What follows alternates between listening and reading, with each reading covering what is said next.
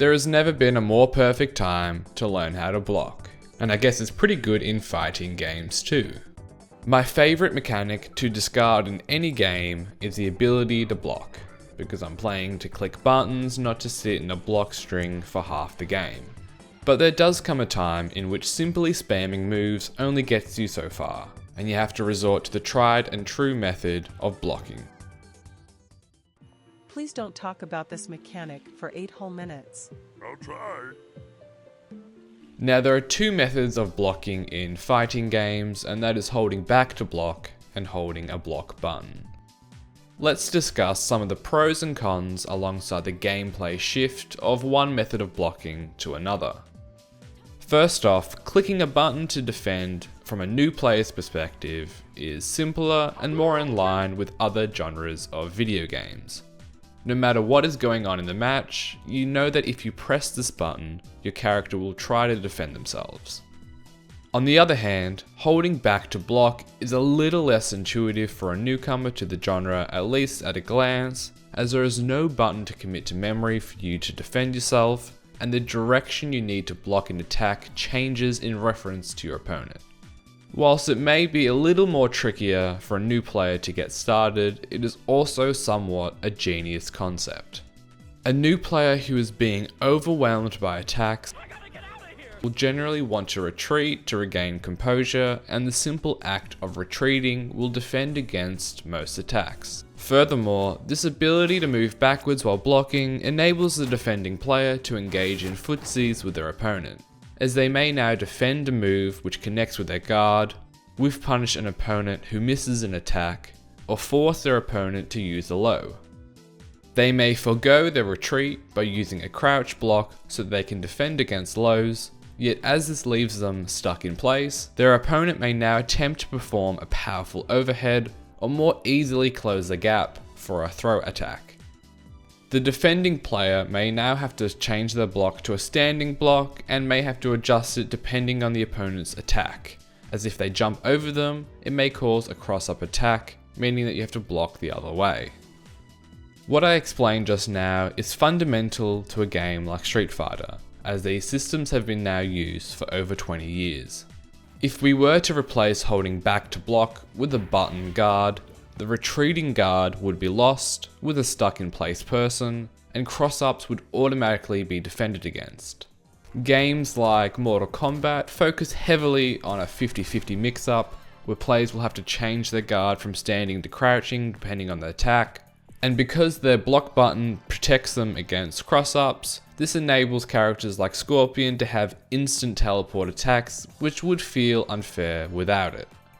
Many 3D fighting games like Soul Calibur, Virtua Fighter, and Dead or Alive utilize a block button so that players may more freely move around the stage, using the background and foreground to evade linear attacks, and ducking to evade high attacks.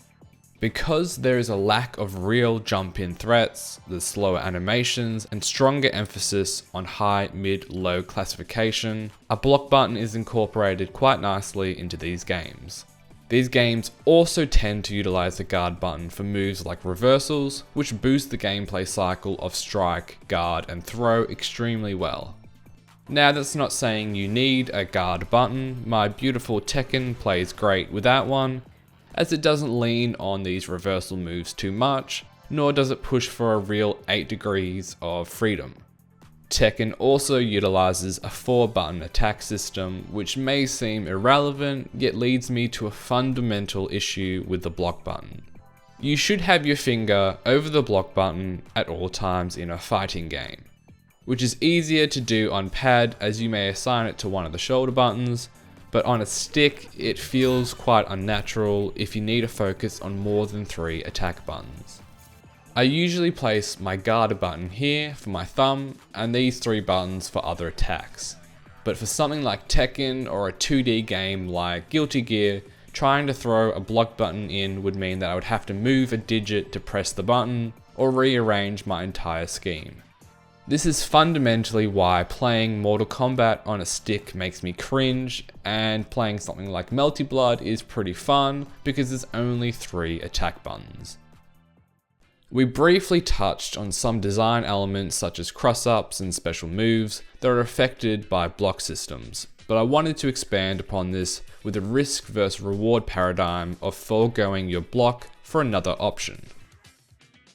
The classic Shoryuken move requires a Z motion towards your opponent, meaning you can't block an incoming attack, but if you successfully implement it, it enables a powerful attack to counter your foe.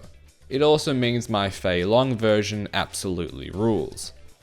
Charge characters are based upon the fundamental principles of back to block. Someone like Guile may charge an attack by holding back or down back and then pressing forward and a punch button to throw out a special attack. Guile may charge his sonic boom whilst retreating and guarding, giving him plenty of options, but will lose both if he wants to advance towards the opponent. Now of course, charge characters may charge with a crouch block, but then the person on the offensive side controls the space of their engagement and understands what the charge character is looking for.